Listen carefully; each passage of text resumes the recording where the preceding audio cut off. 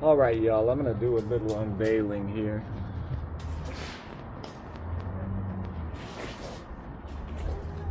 This is my new to me 2002 Chevy Silverado utility truck. I just picked this up for a company that I'm starting called Rusty's Repairs, and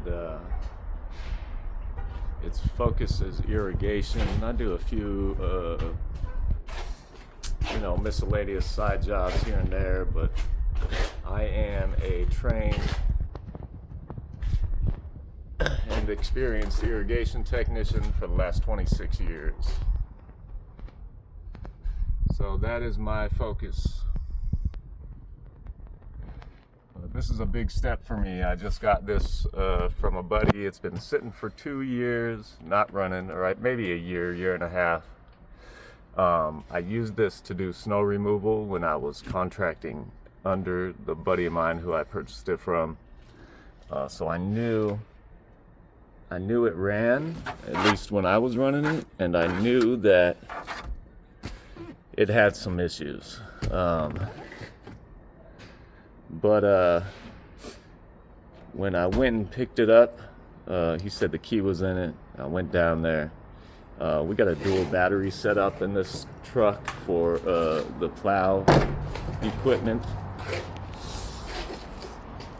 And one of those batteries is missing right now. I've got all the hookups disconnected at the primary battery because when I went to jump this, it fired up right away. So that was a good indicator because it had been sitting for a while. The first thing I noticed was an exhaust leak, which to the untrained ear would sound possibly like a valve tick or some kind of upper engine component internal noise. But I've heard a few exhaust leaks in my life, and I've also heard a few valve ticks and valve train failures, specifically on this platform. I had a LS4 and an 07 Impala SS that catastrophically failed at under 100,000 miles as a result of a failure of displacement on demand components. Specifically, I believe the failure of a collapsible lifter or a few. I don't know. I never cracked into it, but I can tell you this. I started to hear the lifter making noise. The noise got worse. I couldn't afford to address it. I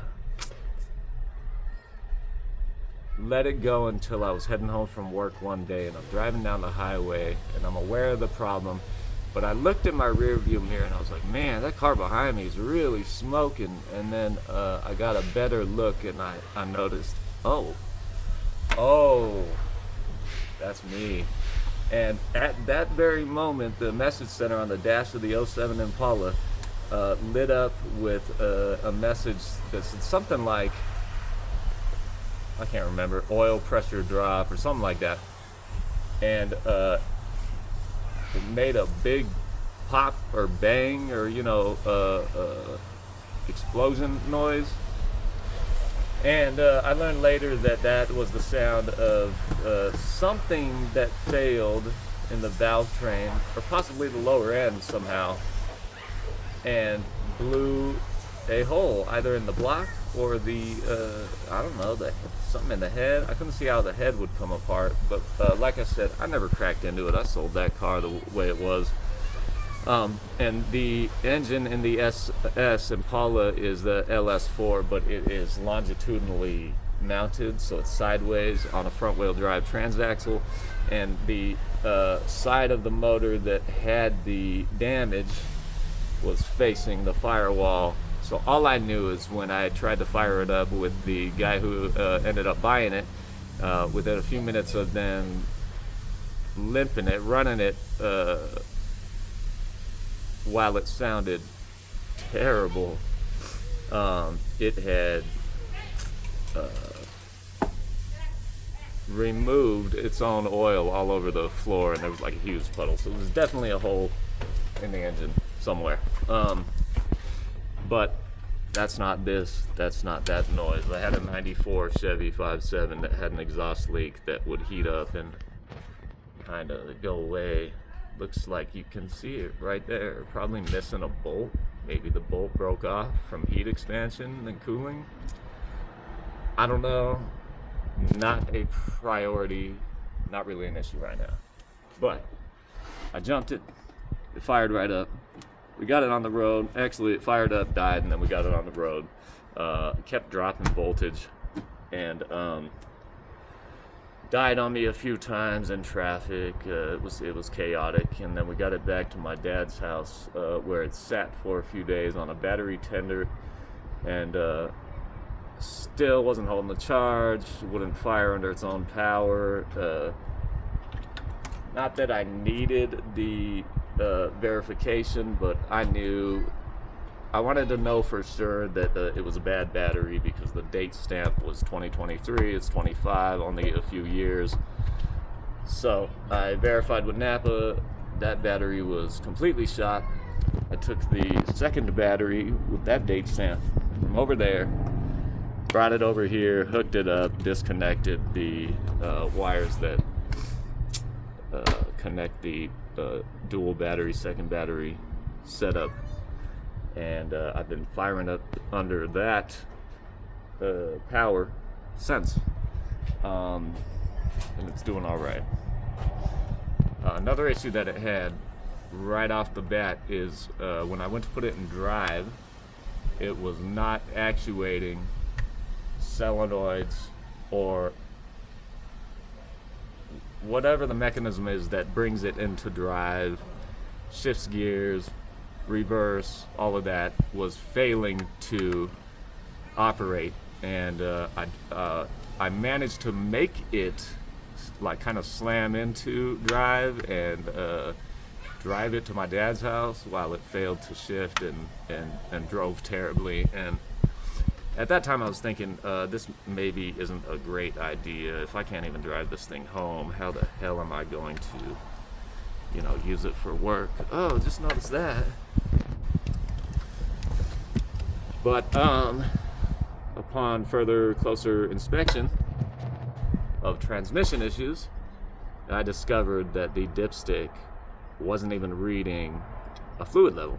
It might not even be now. Let's find out. I'm not running, I'm probably not at temp, but let's just see.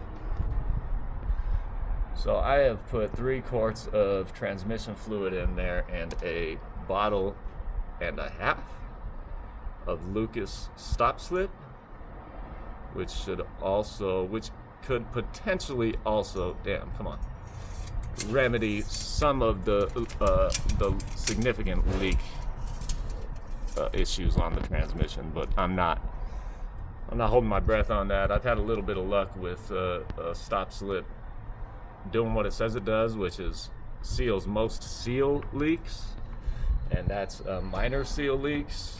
We're talking about bad gaskets and other seals, and significant leaks. Your better bet is, if you want a leak-proof or leakless vehicle, is to fucking have some work done. But I'm not doing that. I'm not doing it myself right now, and I'm not paying someone else to do it. So stop slip it is. If I got to keep adding fluid, cool. But we have a fluid level on the transmission, and after doing that, those two additives to the equation, I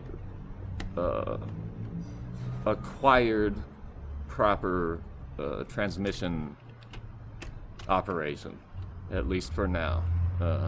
A little concerned about what the long-term impacts of running it like that will be. I know that when I use this for plowing, I wasn't easy on it because it wasn't my truck, but I wasn't like offensively rough on it, but I wasn't concerned about paying the maintenance or repair costs, so I just did what I had to do with it. And the other guy I was working with, my buddy Fred, was probably rougher than I was on it, and I was aware of that. Anyway, I'm at the car wash right now. I just did step 1 of my revival process, other than topping off brake fluid, topping off power steering with a conditioner, and a stop leak additive. I know, stop leak additives are notorious for sometimes making problems worse, not necessarily doing what they are advertised to do. Great, I know, but for this purpose, in this situation, it's just to buy me some time. That's all I'm saying. I'm just trying to buy some time until I can get around to fucking fixing it properly. This is a new problem.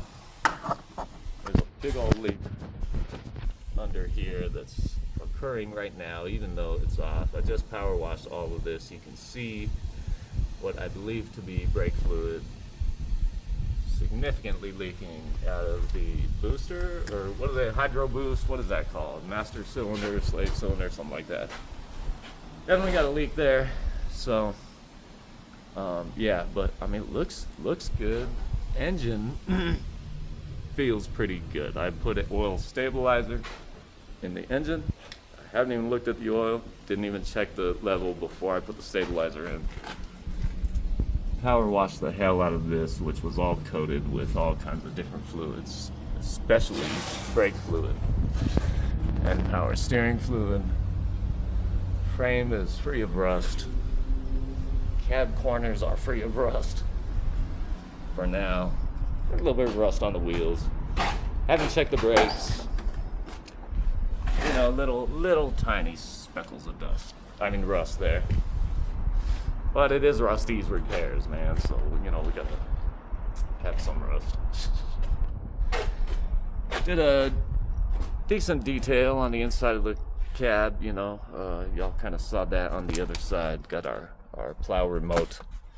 Got another component, controller there, trailer brake. Not sure if that works, but it's got power. Haven't used the stereo.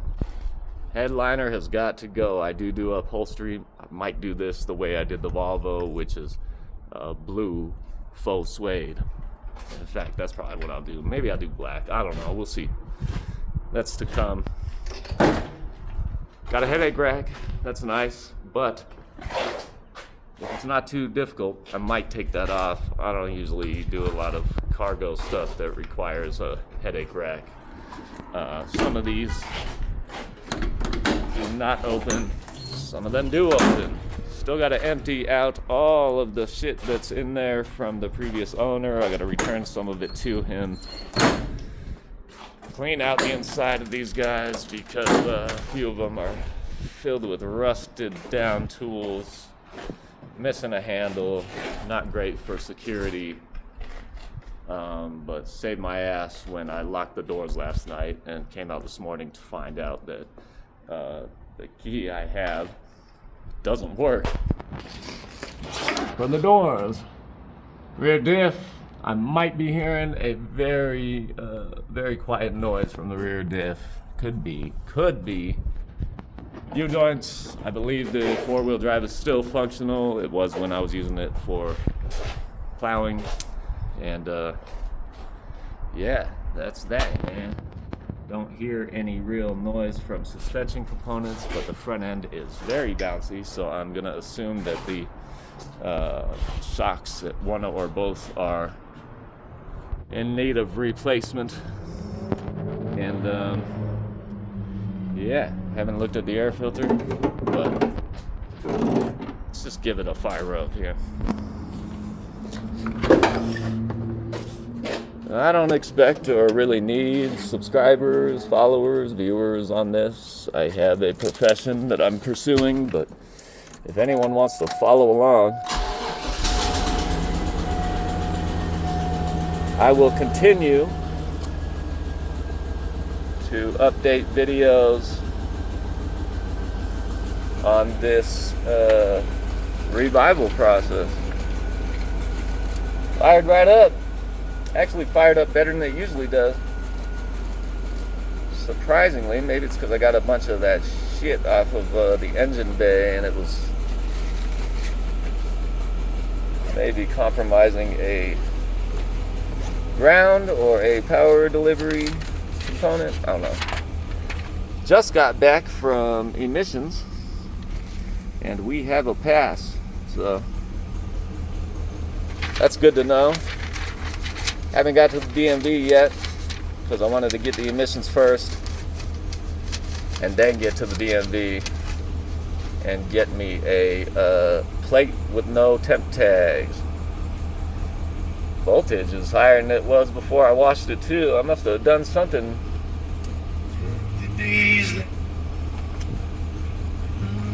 Hey, I forgot what I was saying. Number 3, baby. Do it for Dale. Anyway, yeah, that's that.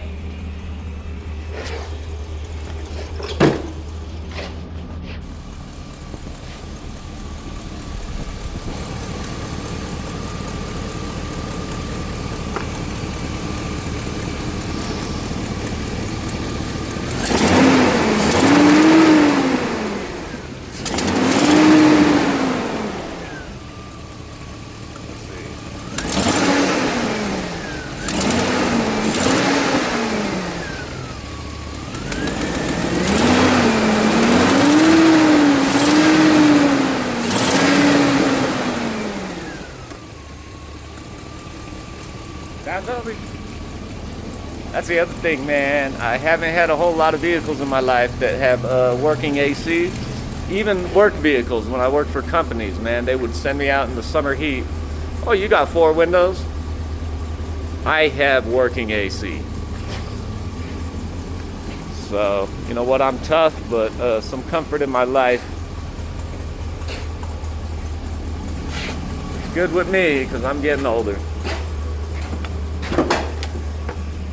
33 out.